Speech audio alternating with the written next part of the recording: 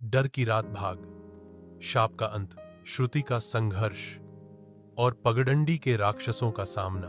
पिछले भाग से श्रुति को पता चला कि वह पगडंडी सिर्फ सावित्री की नहीं बल्कि कई निर्दोष आत्माओं की कैदगाह बन चुकी है। एक श्रापित द्वार जो हर पूर्णिमा को एक नई आत्मा निगलता है। अब उसका लक्ष्य था अपने भाई राजीव को बचाना और उस श्राप को हमेशा के लिए मिटाना।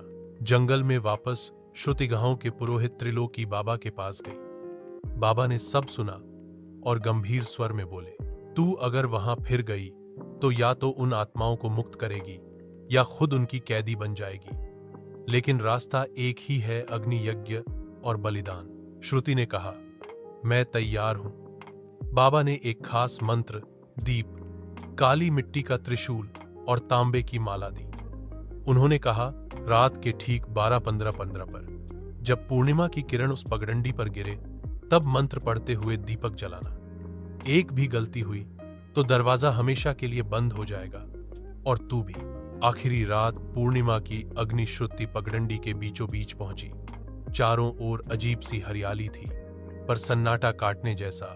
जैसे ही घड़ी ने 12:15 बजाया, जमीन हिलने लगी, पेड़ हिलने लगे और सावित्री की आत्मा सामने आई, पर इस बार अकेली नहीं। छाया, बलराम, किशन और अन्य दर्जनों आत्माएं एक साथ प्रकट हुईं। उनकी आंखों में गुस्सा नहीं, कभी न बोली गई कहानियों का दर्द था।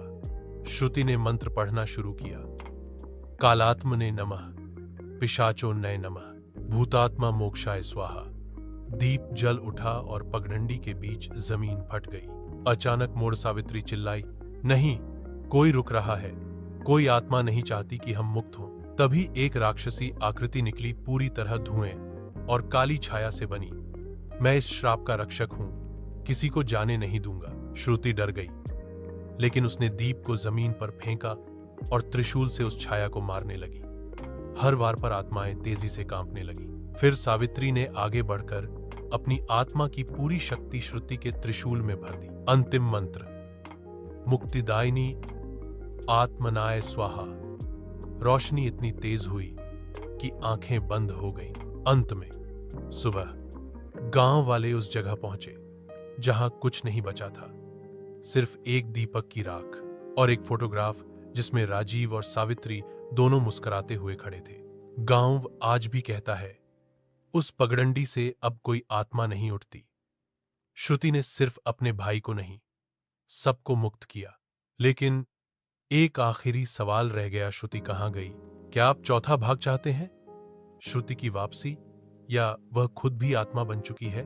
कमेंट करें, क्या अगला भाग चाहिए या अब इस कहानी का अंत यहीं करें?